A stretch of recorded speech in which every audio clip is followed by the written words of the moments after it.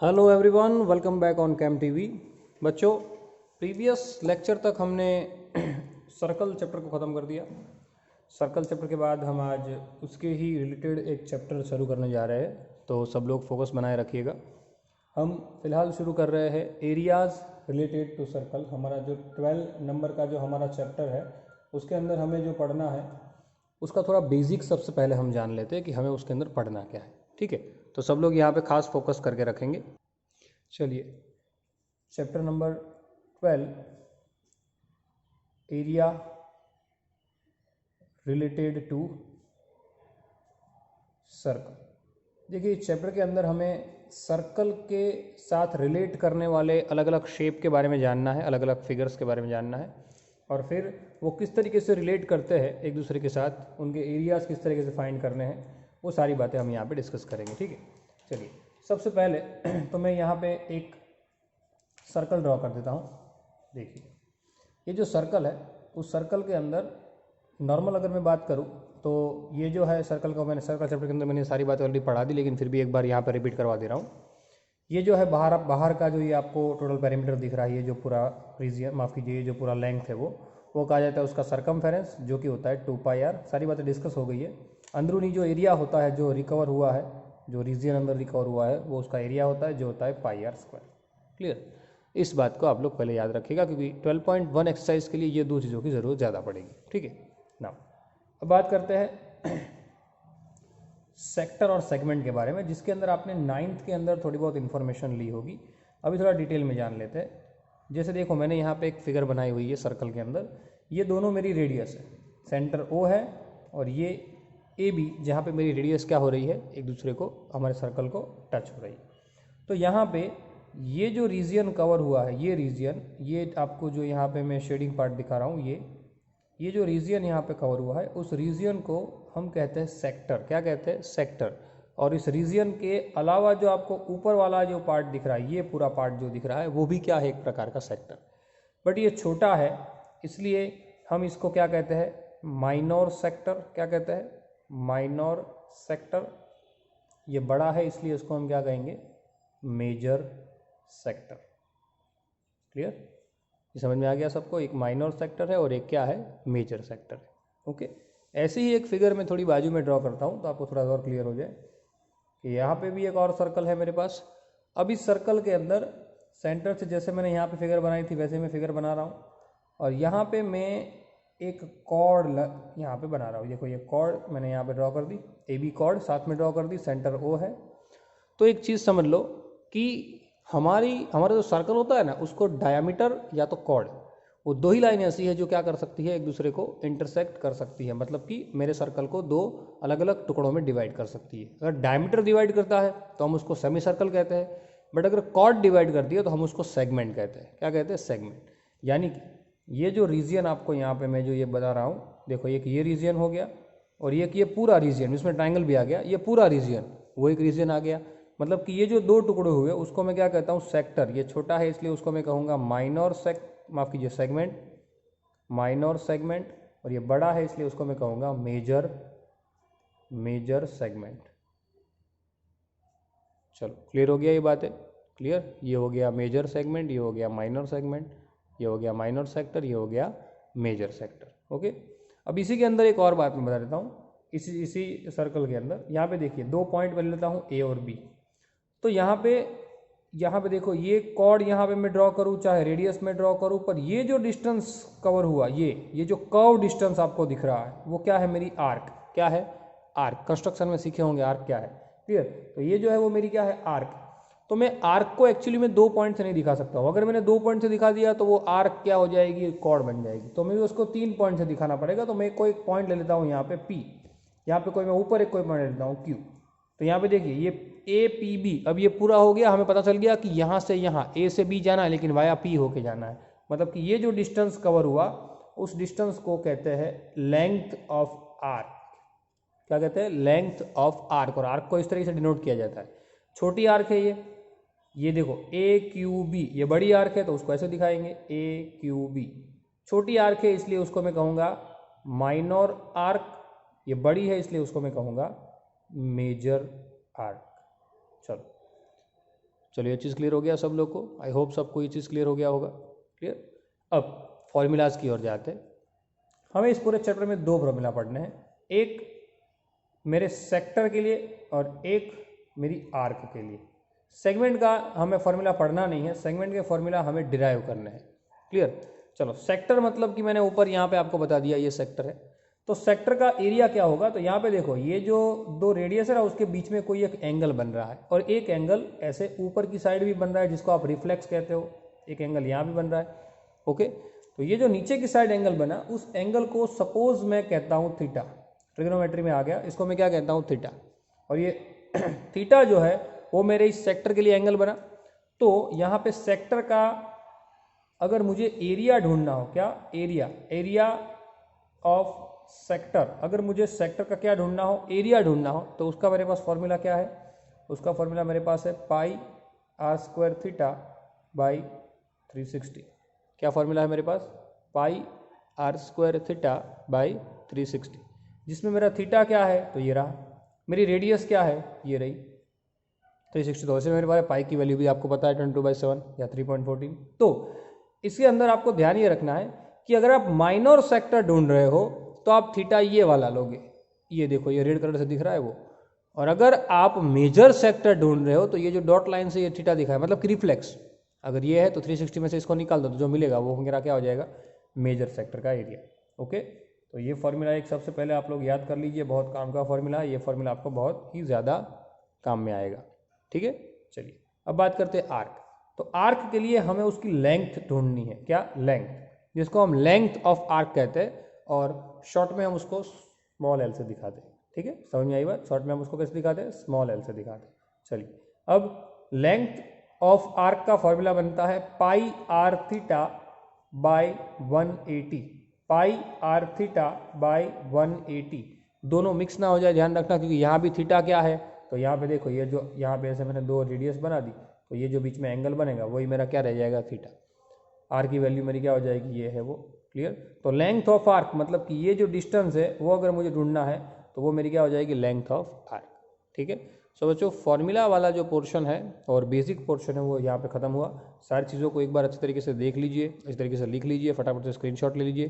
ठीक है, स्क्रीनशॉट लेने के बाद आपको एक चीज़ यहाँ से खास ध्यान रखनी है, आप इस वीडियो को दूसरी बार भी देख सकते हो, 2 बार समझ में आया तो 3 बार देखो, एक बार लिख के उसको लर्न करो। मेरा हर वक्त ये मानना है, आपको कहना भी है कि जितना आप लिख के प्रैक्टिस करोगे उतना ही आपके लिए ज़्यादा बेटर रहेगा। ठीक है, समझ में आई बात। तो यहाँ पे अब हम एक्सरसाइज शुरू करने जा रहे हैं, तो ये चीज़ अगर क्लियर ना हुई हो बच्चों तो पहले ये चीज़ क्लियर कर देना, उसके बाद ही एक्सरसाइज में एंट्री लीजिएगा, तो एक्सरसाइज में आपको पता चलेगा। ठीक है, चलिए टाइटल लगाते हैं, एक्सरसाइज नंबर 12.1, एक्सरसाइज 12.1। देखिए 12.1 में करना क्या है समझ लीजिए। 12.1 एक्सरसाइज जो मेरे पास है उसके अंदर हमें बताया गया है क्वेश्चन में कि the radius of 2 circles are 19 centimeter and 9 centimeter respectively.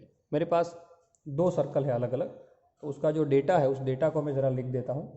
उसका जो डेटा मेरे पास है उस डेटा को मैं लिख देता हूँ। चलो सबसे पहले तो 2 सर्कल है अलग अलग, एक की रेडियस 19 है, अप्रोच ड्रॉ करना है आपको, एक की रेडियस 9 है।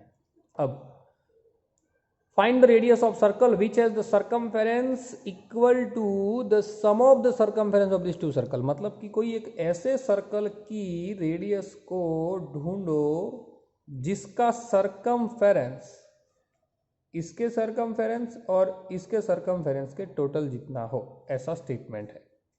ओके, तो चलो जो डेटा है पहले उस डेटा को हम मेंशन कर देते हैं। हमारे पास डेटा क्या क्या है देखो। डेटा के तौर पे मेरे पास क्या है भाई, रेडियस r1, पहले को मैं r1 कह देता हूँ, दूसरे को मैं r2 कह देता हूँ, अलग अलग रखना है इसलिए आप इसको स्मॉल r कैपिटल R कोई भी कह सकते हो। r1 क्या है भाई मेरे पास 19 सेंटीमीटर, r2 क्या है मेरे पास 9 सेंटीमीटर, थीटा क्या है मेरे पास, माफ़ कीजिए यहाँ पे तो थीटा की कोई बात ही नहीं है। क्लियर, यहाँ पे तो सीधा नॉर्मल रेडियस सर्कमफेरेंस ढूंढनी है। तो मैंने आपको पीछे के पेज पे अभी एक चीज़ सिखाई, सर्कमफेरेंस ऑफ सर्कल, वो हालांकि पहले भी सीख गए हो। वो क्या होता है 2 पाई आर, क्योंकि स्टेटमेंट ये है ना सर्कमफेरेंस ऑफ सर्कल 1, लेकिन 1 के लिए रेडियस क्या है r1 plus circumference of circle 2 2 pi R2 is equal to circumference of circle 3। यहाँ पे आप R3 ले लो, R ले लो, उससे कोई फर्क नहीं पड़ेगा। चलो मैं R ले लेता हूँ, बराबर। चलिए इन दोनों में कॉमन क्या आ जाएगा, 2 पाई कॉमन आ जाएगा। अंदर कौन रह जाएगा, R1 प्लस R2, सामने 2 पाई R। देखो 2 पाई क्या हो गया, कट हो गया। R1 की वैल्यू मेरे पास है, R1 कितना है, ये रहा, R1 है 19, R2 है मेरे पास 9, सामने होगी रेडियस, सीधा लिख देते हैं, रेडियस मिल जाएगी 28 सेंटीमीटर। क्या हो जाएगा, 28 सेंटीमीटर। चलो क्लियर हो गया ये चीज़ सबको, बराबर। आर मिल गया भाई मुझे 28 सेंटीमीटर। वैसा ही इसके ही जैसा मेरे पास दूसरा एक सम भी है। देखो दूसरा नंबर का जो सम है सेम है, कोई चेंज नहीं है बच्चों, ध्यान रखना कोई चेंज नहीं है। सिर्फ सरकमफेरेंस की जगह पे अब क्या बता दिया गया है, एरिया बता दिया गया है। एक की रेडियस 8 सेंटीमीटर है और एक की रेडियस 6 सेंटीमीटर है। ऐसे दो सर्कल का एरिया, इसका एरिया और इसका एरिया, उसका मैं अगर टोटल करूं तो कोई एक नए सर्कल का एरिया बन रहा है। तो उस नए सर्कल की रेडियस को ढूंढो। देखो यहाँ पे बात थी सरकमफेरेंस की, यहाँ पे बात है एरिया की। क्लियर। तो यहाँ पे जो डेटा है उस डेटा को सबसे पहले हम मेंशन कर देते हैं। चलिए रेडियस कितनी है, R1 8 सेंटीमीटर, R2 रेडियस कितनी है 6 सेंटीमीटर। क्लियर। और R मुझे ढूंढनी है। डेटा के तहत क्या हो जाएगा भाई, पाई R1 स्क्वायर। क्लियर ना, क्योंकि एरिया ऑफ सर्कल क्या होता है, पाई R स्क्वायर। मेरे पहले सर्कल के लिए मेरी रेडियस क्या है, R1। Pi R1 square plus pi R2 square is equal to pi R square. जैसे यहाँ पे किया वैसा ही सेम, ओके, वहाँ पे कोई चेंज नहीं करना है। रेडी। चलिए इन दोनों में कॉमन क्या आ जाएगा, पाई कॉमन, अंदर क्या रह जाएगा, R1 square plus R2 square, सामने पाई R स्क्वायर। देखो पाई पाई तो कट हो गया। R1 का स्क्वायर, R1 कितना है भाई मेरे पास 8, यानी 8 का स्क्वायर। R2 कितना है 6, यानी 6 का स्क्वायर, सामने हो जाएगी रेडियस का स्क्वायर। 8 का स्क्वायर 64, 6 का स्क्वायर 36, रेडियस का स्क्वायर आ जाएगा। चलो क्या कर देंगे, टोपी पहना देंगे, क्योंकि मुझे R स्क्वायर नहीं चाहिए, मुझे क्या चाहिए, मुझे तो R चाहिए। तो R कितना हो जाएगा भाई 64 प्लस 36 100, और 100 का स्क्वायर रूट निकल के आ जाएगा 10 सेंटीमीटर। ये आपका जो यूनिट है वो यूनिट लिखना नहीं भूलना है, क्योंकि उसके मार्क्स बहुत ज़्यादा काट दिए जाते हैं। ठीक है, समझ में आई बात। तो एक बार अच्छी तरीके से ये सम को देख लीजिए, वीडियो को यहाँ पे पुश कीजिए, अच्छी तरीके से एक बार देख लीजिए, तो पूरा सम जो है वो आपको क्लियर हो जाएगा। ओके चलिए अब आगे बढ़ते हैं। देखो अब यहाँ पे हमें एक और सम दिया हुआ है जो थोड़ा सा बड़ी कैलकुलेशन वाला है, तो उसके ऊपर थोड़ा ध्यान दीजिएगा बच्चों। कैलकुलेशन थोड़ी उसमें ज़्यादा है और कुछ नहीं है। देखिए क्वेश्चन ऐसा बताया गया है कि एक एरो है आपके पास, एरो इन द सेंस एक आर्चरी है, जो जनरली अलग अलग प्रकार के जो स्पोर्ट्स गेम्स होते हैं उसके अंदर एक प्रकार का गेम है आर्चरी, जहाँ से हम दो तरीके से उसको खेला जाता है। एक तीर से भी खेला जाता है और आप उसको ऐसे फेंक के भी आप उसको खेल सकते हो। ठीक है, तो एक प्रकार का स्कोरिंग रीजन होता है वहाँ पर। देखो कुछ ऐसा कि देखो ये एक बड़ा सा सर्कल मैंने ले लिया, उसके अंदर एक और सर्कल होता है। वैसे हमारे पास भी ऐसा एक सर्कल है। क्लियर, बड़ा सा सर्कल है, उसके अंदर एक और सर्कल भी है, उसके अंदर भी एक और सर्कल है, उसके अंदर भी एक और सर्कल है। क्लियर, यानी कि अलग अलग प्रकार के सर्कल है। जैसे कि अंदर का जो रीजन है वो गोल्ड कलर का है, ये जो रीजन है वो क्या है, गोल्ड कलर का है। उसके बाहर मेरे पास क्या है, रेड कलर का है। उसके पास मेरे पास, उसके बाद ब्लू कलर का रीजन है, उसके बाद मेरे पास ब्लैक कलर का रीजन है। ऐसी एक आर्चरी है। क्लियर, आप एनसीईआरटी खोल के देखिएगा, उसके क्वेश्चन के अंदर एक आर्चरी बताई हुई है, और यहाँ पे ब्लैक के एग्जैक्ट बाहर मेरे पास वाइट कलर है। ठीक है, ऐसी एक आर्चरी है। और डेटा के फॉर्म में सिर्फ इतना दिया है कि जो मेरे पास गोल्ड का रीजन है वो गोल्ड के रीजन का डायमीटर कितना है, 21 सेंटीमीटर। तो बच्चों अगर डायमीटर 21 सेंटीमीटर है तो मेरी रेडियस क्या हो जाएगी, d/2, यानी कि मेरी रेडियस मुझे मिल जाएगी 10.5 सेंटीमीटर। यानी एग्जैक्ट अंदरूनी, ये जो एग्जैक्ट बीच का आपको सर्कल दिख रहा है वो, उसके लिए मैं रेडियस को नाम दे देता हूँ R1, क्योंकि मेरे पास बहुत सारी रेडियस आने वाली है। यहाँ पे देखिए R1 है 10.5 सेंटीमीटर। अब दूसरा क्वेश्चन जो है उसमें ऐसा बताया गया है कि the given figure depicts an archery target marked with it the 5 scoring region from the centre outward as the gold, red, blue, black and white. The diameter of region representing the gold score is 21 cm and each of the other band is 10.5 cm wide. देखिए दूसरा एक data क्या दिया है, ये जो हर एक band की ये जो विड्थ आपको दिख रही है, ये जो विड्थ है वो विड्थ भी क्या है, इक्वल है, और वो कितनी है, वो विड्थ है 10.5 सेंटीमीटर. तो यहाँ पे आपको थोड़ा सा दिमाग लगाना है बच्चों कि अगर विड्थ 10.5 है तो अंदर का रेडियस 10.5 हुआ, तो यानी R1 10.5 हुआ, तो ये दूसरे का रेडियस कितना होगा, तो 10.5 प्लस 10.5, क्योंकि विड्थ भी क्या है 10.5 है। तो यहाँ पे मुझे डेटा में अगर लिखना हो R2, तो R2 कितना हो जाएगा 10.5 प्लस 10.5 यानी 21 सेंटीमीटर। सेम थिंग R3 कितना हो जाएगा, यहाँ से मुझे अगर तीसरे पे देखना हो तो 3 बार आएगा 10.5 10.5 10.5 यानी 31.5 सेंटीमीटर स्क्वायर। क्लियर ना, तो ये चीज़ दिमाग में रखिएगा ना। R3 के बाद R4 कितना हो जाएगा, R4 तो 10.5 प्लस 10.5 प्लस 10.5 प्लस 10.5 यानी कि टोटल हो जाएगा भाई 42 सेंटीमीटर स्क्वायर, नहीं सॉरी यहाँ पे सेंटीमीटर। और R5 कितना हो जाएगा मेरे पास, R5 हो जाएगा 42 प्लस 10 यानी कि 52.5 सेंटीमीटर, ये हो जाएगा पूरा R5। यानी कि 4 अलग अलग रेडियस मुझे मिली। ऐसा मैंने क्यों किया, क्योंकि क्वेश्चन में ऐसा बताया गया है कि find the area of each of the 5 scoring region. मतलब सिर्फ ये जो कलरिंग पट्टे हैं, ये जो कलर के आपको बैंड दिख रहे हैं, सिर्फ उन्हीं को ढूंढना है। सिर्फ क्या करना है, उन्हीं को ढूंढना है। ठीक है, तो चलिए 1 बाय 1 ढूंढना चालू करते हैं। सबसे पहले area of gold colour region. क्या, area of gold colour region. तो simple area of pi r square, माफ कीजिए area of circle pi r square, 1 के लिए मैं लिख दूंगा भाई पाई आर 1 स्क्वायर। सिंपल ना, चलो वैल्यू पुट कर देते हैं। 22/7 रेडियस मेरे पास कितनी है, रेडियस है 10.5, मतलब उसको मैं 7/2 भी लिख सकता हूँ, लेकिन स्क्वायर है उसका, इसलिए 7/2 इंटू 7/2 2 बार लिखूंगा। देखो 7 7 हो गया कट, 2 से हो गया 11, 11 7 जा 77 डिवाइड बाई 2। क्लियर ना, समझना अच्छी तरीके से, 2 बार है, माफ कीजिए 7/2 नहीं है यहाँ पे, रेडियस 10.5 मतलब कि 21/2 आएगा। इस स्टेप को थोड़ा रिपीट कर देते हैं, ये जो स्टेप है उसको रिपीट कर देते हैं। देखिए पाई की वैल्यू 22/7, 7 की जगह पे 21/2 इंटू 21/2, सॉरी चलिए 7 3 जा कट हो गया, 2 11 जा, नाउ 11 3 जा 33 into 21 divide by 2, 33 into 21 divide by 2। अब जब ये पूरा आप सॉल्व करोगे, हालांकि मुझे तो पता है लेकिन आप लोग को कैलकुलेशन करके मुझे बताना है। क्लियर, तो क्या मिलेगा आपको मिलेगा 346.5 सेंटीमीटर स्क्वायर। तो ये जो आपको रीजियन मिला, ये जो एरिया मिला, वो क्या मिला, पाई आर 1 स्क्वायर, यानी कि गोल्ड का रीजियन।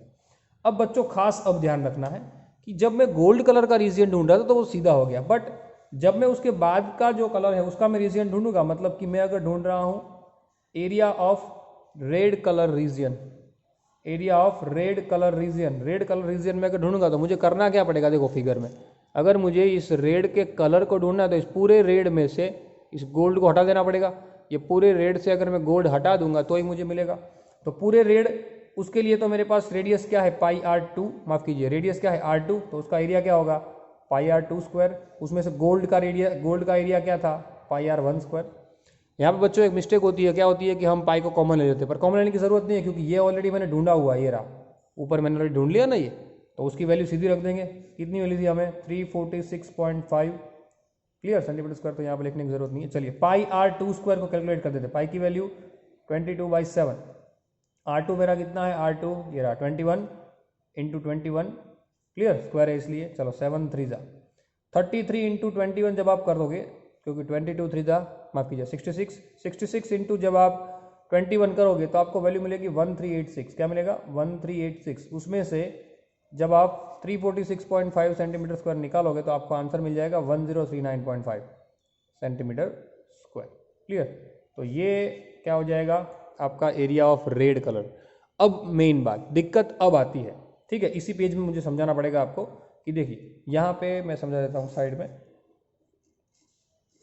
जब मैं नेक्स्ट कलर का कोई रीजियन ढूंढ रहा हूँ, नेक्स्ट यहाँ पे देखिए रेड कलर है, तो जब मैं उसके बाद यानी कि जब मैं ब्लू कलर का जब मैं रीजियन ढूंढ रहा हूँ, area of blue colour region, तो उसके लिए मुझे क्या करना पड़ेगा, जैसे यहाँ पे मैंने पाई आर 1 ढूंढा, फिर पाई आर 2 स्क्वायर में से पाई आर 1 निकाला, वैसे ही मुझे अब यहाँ पे क्या करना पड़ेगा, पाई आर 3 स्क्वायर में से पाई आर 2 स्क्वायर निकालना पड़ेगा।